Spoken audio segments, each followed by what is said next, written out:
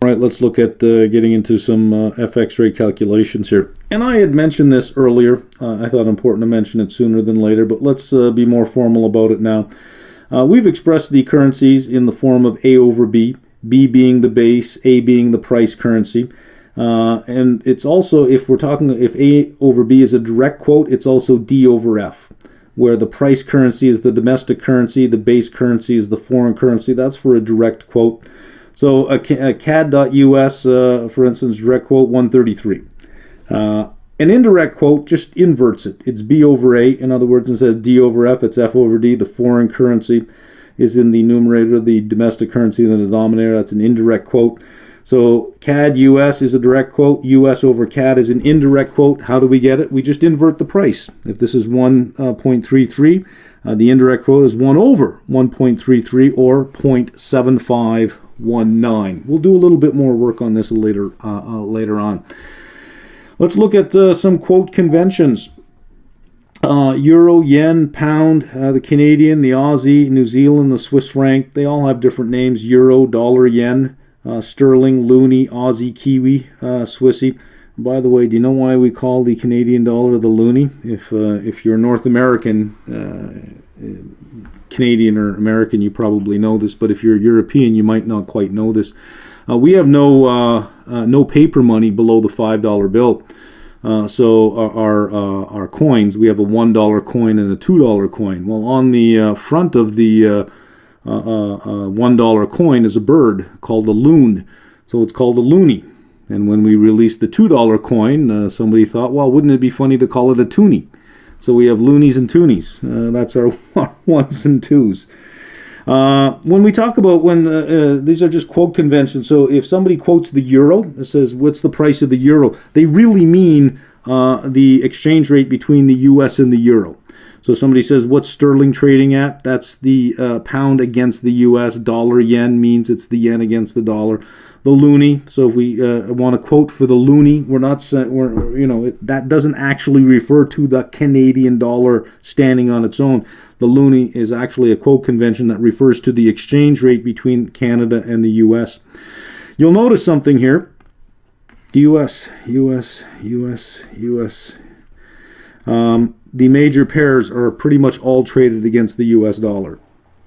But we have major pairs and we have cross pairs. And cross pairs are pairs that, if you look closely, do not include the U.S. dollar as the other side. So there's the euro yen, the euro sterling, euro Swiss, sterling yen, euro CAD. It's sometimes said euro Canadian or euro Canada. I just think that takes too long. Euro CAD is quick enough, and the CAD yen. And this is the A over B quoting convention for it, and this is the B.A quoting convention for it. When we look at pairs that are traded in the market, much like stocks, currencies have a bid and an ask. An offer is the word you're probably more used to. But there'll be a bid and there'll be an offer, so you can sell or buy the Canadian. So it might be 1.3902 to 1.3906, and you'll see numbers below it on the bid and the offer. This is representing how many dollars are available at that bid and how many dollars are available at that offer. So if you wanted to sell the pair at 139.02, there's enough volume here to handle $16.8 million. So here we would sell, since it's the US CAD, whatever we do, we sell or buy, we sell the first. So selling here means we're selling the US dollar against the Canadian. Buying here means we're buying the US dollar against the Canadian. So if we sell, we're sort of betting that the US dollar will weaken. If we buy, we're saying the US dollar will increase. Saying the US dollar will weaken is the same as saying the Canadian dollar will strengthen. So selling on the bid is the same as buying Canadian dollars. It's the same as making a long bet on the Canadian. A short bet on the US is a long bet on the Canadian. A long bet on the US is a short bet on the Canadian. How we read a quote, typically there'll be a decimal place and 4 decimal places behind it. So here's the quote here, 1.3902. Well, it's $1.39. We know how to read that. The first one is $1. The next two things are cents. That's $1.39. And then this 02, whatever's behind here, we call pips. So if it were 0.2 to 0.3, we would say that's 1 pip higher. And 100 pips make 1 cent. So these are pips. Sometimes you'll have a 5th decimal place, and it'll usually be quoted that looks like a power term, 13902, and then there'll be like a 5 behind it. Some quotes will have 5 decimal places. Typically you'll get 4, except the yen. The yen is only 2 decimal places. But if you think about it and you move the decimal place over, you've got really 4 decimal places. It's the same as if you move the decimal place over on this one as well. You can turn it into a yen quote. This is quoting it in terms of dollars. If I wanted to, the exchange rate in terms of just pennies, it would be 139.02. 139.02 pennies is $1.39. So the yen is just one of those odd ones where we can't think of a yen as a dollar. You have to think of a yen as their basic unit of currency, which is a penny in our parlance. All right, let's look at some rates that change price and how we interpret that. Because if I say to you the U.S. dollar is 5% stronger against the Canadian, that's not the same thing as saying the Canadian is 5% weaker against the U.S. We wouldn't quite say it that way. They're not equal in that sense. It would sound like they would be, but they're not, and I'm going to show you here. Let's take the U.S. euro at time T0 at 1.25. 1 euro is buying $1.25 U.S. At time T1, 1 euro is buying $1.30 U.S. So it bought 125, now it's buying 130. Clearly the euro has appreciated, right? By how much? Well, to figure out how much is appreciating, we do what we do with any price change. Take the T1 minus T0 over T0. 130 minus 125 over 125 is 4%. And this is interpreted from the point of view of the base. So what does this 4% mean? It means the euro, the base, the euro has appreciated relative to the US by 4%. By 4%. We cannot say that the US has depreciated by 4%. We can't say that. This means the base has appreciated by 4%. To figure out the change in the US, we have to invert it. Let's take the euro over US. This is the US over euro. Euro over US is 1 over 125 is 0.8. And to figure out the exchange on this 130, it's 1 over 1.3 is 0.7692. So we take T1 minus T0 over T0. 0.7692 minus 0.8 over 0.8 is negative 3.85%. So if we say the euro has appreciated by 4% relative to the US, that is identical to saying that the US has depreciated 3.85% relative to the euro. These are identical statements. That's a big confusion in currency market. You say, well, this currency is up 10%. Well, that means the other one's down 10% against it. You could say that, couldn't you? No, because you have different starting and ending absolute value points. So the percentage change is going to be different, but let's make no mistake here. The euro being up 4% against the US is the same thing as saying that the US is down 3.85 against the euro. So let's have a look at the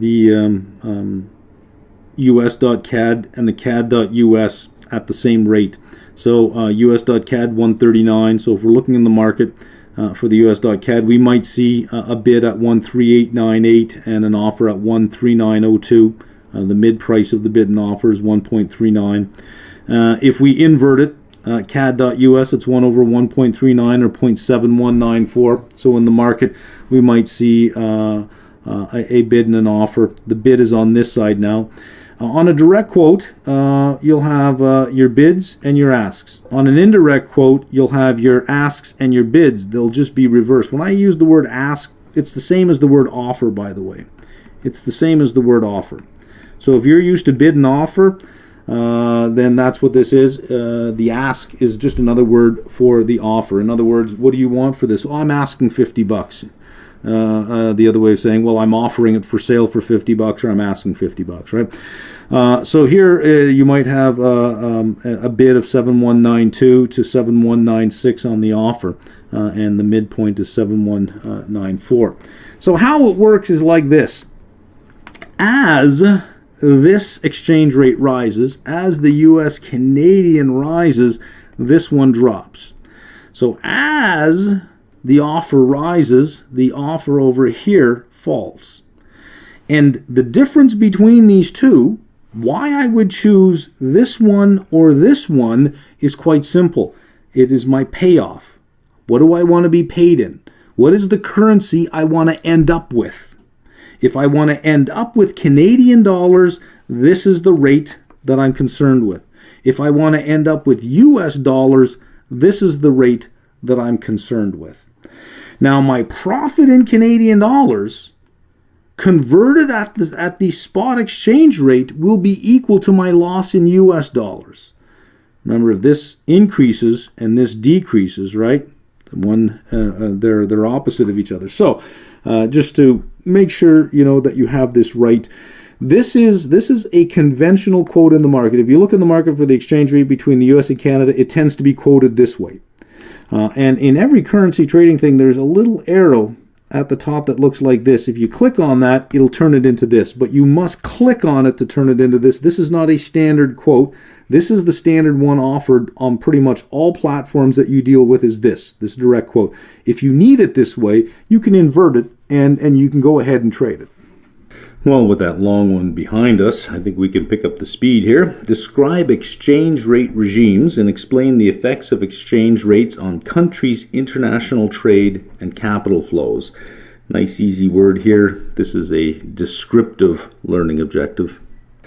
Okay, so before we head into a description of all the different currency regimes, let's spend a little bit of time thinking about why there would be different currency regimes.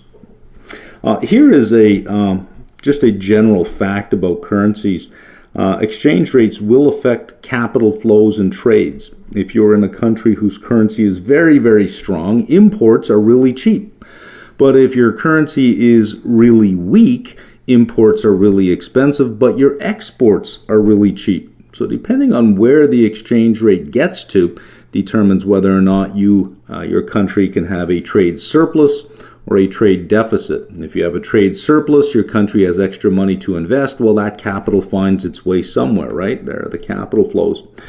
So when we get to the currency, movements and volatility of the currency is in part based on the stability of the trading country.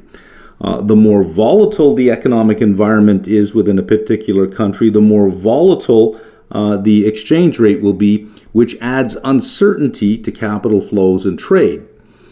So countries with those sorts of characteristics will look for a way to lower the volatility of their currency because, well, it's very hard to lower the volatility of your economic regime within your country until you get the currency under control. So the economic stability of the trading country influences the type of exchange rate regime adopted. Let's describe an ideal currency regime.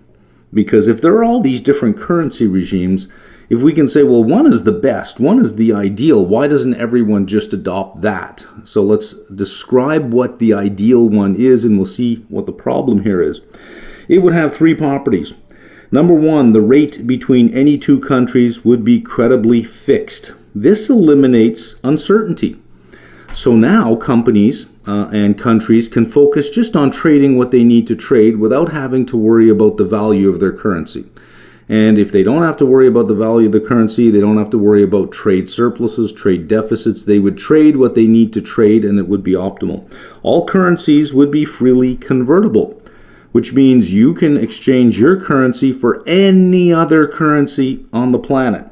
Freely exchanged for any purpose, in any amount, and each country would be able to undertake fully independent monetary policy.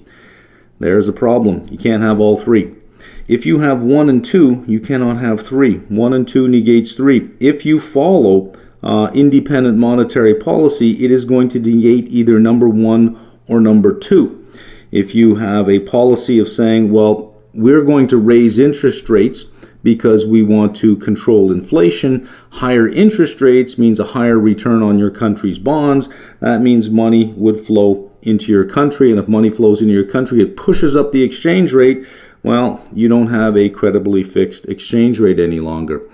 If you are worried about capital outflows, if the value of your currency is very low and you're worried about capital outflows, so you put capital restrictions on your currency, well, then you mess up number 2, because now all currencies are not freely convertible.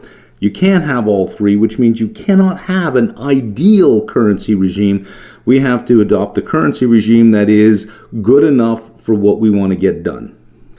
So to understand why we cannot have all 3, let's just go through a little thought experiment here. Let's say country A raises its interest rates. That is monetary policy. So it's done that. Number 3, it's pursued independent monetary policy. Well, we have number 1, the rate between any 2 countries are credibly fixed. So because of number 1, no uncertainty exists. So money flows into A because it has higher interest rates. Money flows into A, increasing the money supply. Well, that has to go somewhere. It would crowd into investment, pushing the price of these bonds up, or pushing the price of assets up. And we know when price goes up, yields go down. So what happens? The yield lowers. That means rates are lowered. So you tried to raise interest rates, you tried to keep 1 and 2, and what happened? The market lowered interest rates again. You couldn't get interest rates to stay up because it would simply just attract more money. Let's change number 1. Instead of having a fixed exchange rate, let's say it was freely floating. That introduces uncertainty into the currency because now it's freely floating. So flows will drive up the currency rate because now it is not fixed. That would make investment costly for inflows coming in. So you could say, sure, that country has higher interest rates, but their currency just appreciated. So it would cost me much more in my own currency to buy it, and by the time I convert it back to my currency, I'm really not getting that yield any longer because it's being taken away by the change in the exchange rate. So that you can pursue independent monetary policy, you can raise interest rates in your country and keep them high without the market pushing it down because the currency would adjust to raise the price of those assets relative to other currencies. So the more freely floating the currency, in other words, abandon number 1, meaning credibly fixed, the more freely floating the currency and the more tightly convertibility is controlled. And these are capital restrictions, and we'll get to that soon. The more effective monetary policy is. So if you want highly effective monetary policy, you want a freely floating currency with some capital restrictions. Let's look at a history of exchange rate regimes so that we can then get to the description of what we have today. Originally, the gold standard, M, whenever you see M, that's the money supply. The money supply was limited by the supply of gold. Every bit of currency was backed by an equivalent amount of gold. So the more gold a country had, the greater the money supply could be. Limited ability to stimulate growth, but you had low inflation. If you were in a country that had no gold mines, you couldn't find your own gold, so you couldn't increase the money supply with gold mining. You had to do it through trade. Well, what if you ran a trade deficit? Eventually, you would have no gold within your country at all, and you'd be in ruin.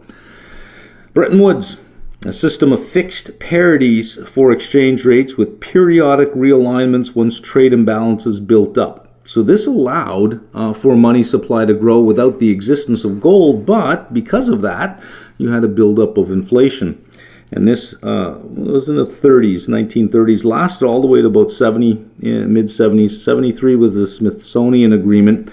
Bretton Woods, BW, Bretton Woods was abandoned for freely floating currencies, which increased Forex volatility. Well, I mean, if you have fixed parity currencies and then you go to freely floating, is that any surprise that volatility, FX volatility, would increase?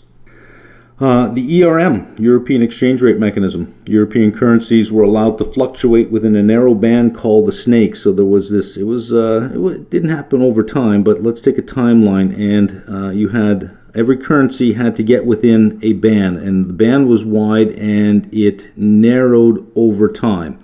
So telling a country that you have to get your currency within a tight band right away is very difficult. That's why you had a wide band, and over a couple of years that band would tighten so that all of the currencies would be fairly fixed against each other within a very tight band. This fell apart after the end of the Cold War. In 1999, they adopted a common currency. So let's look at some currency regimes. First one here, dollarization. A country uses the currency of another nation, period. Why even have their own currency? They say, we're just going to use this other country's currency as our primary currency. That leaves them no ability over monetary policy. They inherit the currency credibility of the currency they are using, and it's primarily the US dollar because it is the largest currency on the planet. They adopt the currency credibility of the host country, but not the creditworthiness. A monetary union, a group of countries share a common currency, and each country loses the ability for independent monetary authority, but the group as a whole have independent monetary authority at the group level, but not at the individual level. A currency board, this is where a country adopts a fixed rate for their domestic currency, fully backed by foreign assets. Any expansion or contraction of the monetary base is directly linked to trade and capital flows because, well, they need other currencies. So they need money to come into the country, and since they have money coming in, they can then increase their own domestic supply of money. But when money leaves the country, it shrinks the money supply. So outflows will result in increasing interest rates because asset prices drop, and if asset prices, think about bonds. If bond prices drop, yields increase, and when yields increase, that encourages money to come back into the country. So the interest rate acts as the equilibrium mechanism. Okay, before we leave currency board, I'm going to highlight one advantage of using a currency board. Think about the central bank. It has assets and liabilities. The liabilities are the total sum of its domestic currency. And because it backs its domestic currency with another currency completely, it has assets, it has US dollars. Now, it doesn't sit in just US dollars. They'll sit in some kind of money market fund or some kind of government bond, very liquid government bond that has no price risk. So the central bank here is receiving an interest rate factor on its US dollars. And on its domestic currency, whatever the interest rate is on the US dollar, it will pay a lower interest rate on the domestic currency, so it has an outflow of RD. So the difference between RUS and RD is called seigniorage. So with a currency board, the central bank can actually make an interest rate differential between what it holds, it's the interest rate on its assets and the interest rate on its liabilities. Next, we have fixed parity, no legislative commitment, as with number 3 above, the currency board. With the currency board, there is a legislative commitment to back the domestic currency fully with reserves of the currency that you're backing it with. For the fixed parity, there is no legislative commitment. The level of currency reserves is discretionary, and you may peg your currency to a single currency, or more likely to a basket of currencies, and this basket of currencies will be trade weighted. It will represent the proportions of trade you have with specific countries. And even though we say it's fixed parity, it's usually within a band of plus or minus 1%. And here, to maintain your peg, the credibility of the central bank is key. That the central bank has to be credible in its ability to peg the currency. Okay, we move on to target zones now. 5 and 6. Notice the difference here. Number 5 is crawling pegs. Number 6 is crawling bands. So let's deal with 5 first. You can either have an active or a passive crawling peg, and this deals with inflation. The passive crawling peg reacts to changes in domestic inflation, whereas the active crawling peg will pre-announce a currency exchange rate in an effort to manipulate what inflation expectations are, and if everyone believes those expectations, they become self-fulfilling prophecies. A fixed parity with a crawling band. You begin with a peg to anchor inflation expectations, and you gradually widen a band over time to allow for a gradual exit from the peg. So a currency may say, well, we would like to be number 8 over here, an independent floating rate. But we're not ready for that yet. So we'll announce a peg, and we'll have some kind of band around the peg. And since they're crawling bands over time, the bands widen like this so that the currency is allowed to fluctuate more within that band until they get to the point where they say, okay, we can get rid of the band, and now we have number 8. A managed float. And this is using some sort of policy target, whether it be a trade balance or price stability. So you may say, the country may say, we are targeting in the long run a trade surplus. So it will then manage its currency in such a way that exports are more desirable than imports by placing its currency at a lower rate than otherwise would be if it were independently freely floating. And finally, you have independent floating rates, market determined. But that doesn't mean there won't be any intervention. The yen is a freely floating rate. However, the Bank of Japan has a history of intervening in their currency. If you have a independent floating rate, I don't mean to cross that out, I mean underline an independent floating rate, the central bank has full control of monetary policy. Okay, let's have a look at the currency's effect on the trade balance and the trade balance effect on the currency. It's a two-way street. We'll define some terms here: trade deficit and a trade surplus. Trade deficit means that your exports are less than your imports, and a trade surplus means your exports are greater than your imports. If you have a deficit, you're going to have to borrow or sell assets to finance that deficit. So that can be a little bit confusing to see. So imagine a country which has GDP of 100. And we know that there is an identity that aggregate incomes equals aggregate output. And if this is GDP at 100, that's aggregate output. That equals aggregate incomes. That means incomes in the economy equal 100. Well, what if people in the country want to spend 110? Well, since there's only income of 100, that means savings would equal 0, so they're going to have to go to some other country and borrow money from some other country. They got to borrow 10. And since output here is only 10, they're going to have to import the other 10 of product that they need. So whenever you're running a trade deficit, it means you're borrowing from other countries and you're importing more than you're producing. And of course, if it's the other way around, and let's say that they only spent 90, they would be saving 10. They would be saving 10, and then they would be lending that to other countries because they'd be selling their other 10 as exports. And that other country would say, well, we don't have the money to buy it. You're going to have to lend it to us. Surplus, a country that's running a surplus will either lend its money or buy foreign assets because, well, you don't let money just sit in cash, right? Anything related to trade is recorded in the current account. Anything related to the capital flows is in the capital account, and the current account must equal the capital account as I just described here. So the current account deals with trade flows, the capital account deals with capital flows, and there is a two-way relationship here. Both trade flows and capital flows will affect exchange rates, and changes in exchange rates will also affect both. Let's look at this identity over here, X minus M, exports minus imports. That's our trade balance. Equals S minus I.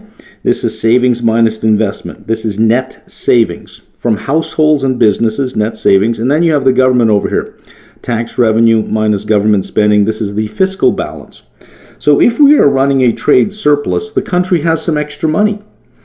So there'll be an increase in either private savings or in government savings, depending on who has a balance, who has a positive balance. And with the increase in savings, financial claims are built up on the rest of the world. So you're buying another country's bonds with the excess savings that you have. Because if you have net savings, this is I, investment. You've already exceeded investment domestically. If you have a deficit, you'll either have a drop in savings, which means if we did buy some foreign assets, we're now going to have to sell those foreign assets, or there'll be a foreign buildup of financial claims against our domestic currency. Since trade adjusts slowly, and this is an important point here, especially when it comes to forecasting the direction of currencies, we can't really get it done with trade because trade adjusts slowly. So when we have a trade deficit or trade surplus and the exchange rate changes, a lot of those contracts are for long periods of time. If Canada is importing avocados from Mexico and the exchange rate changes, avocados just become more expensive, but it's not as if trade is redirected to another country quickly because those relationships are long term. So since trade adjusts slowly, any change in the currency is met by changes in asset prices because capital flows adjust more quickly. Therefore, capital flows are the primary determinants of exchange rate movements in the short to intermediate term. So if you are trying to predict the direction of a currency and capital flows, you know that capital flows are the primary determinant, the biggest predictor of the direction of the currency is an interest rate differential. Is looking at the interest rates between two countries. So let's say you're looking at the interest rate for the US and you're looking at the interest rate for the euro. Well, is this differential going to widen or shrink? So if it's going to widen, meaning the euro is going to be increasing rates while the US is going to hold rates or the US is going to cut rates, the euro is going to get more expensive relative to the US. But if it's the other way around, the US will get more expensive to the euro. Usually this is the biggest driver of currency direction, is the anticipated change in interest rates between two countries. For a fixed rate regime, now remember with a fixed rate, you're pegging your currency.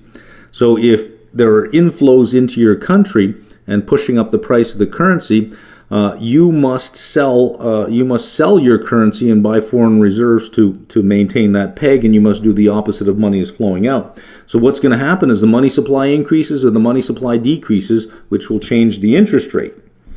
So if you have a fixed rate regime, adjustments happen with the interest rate.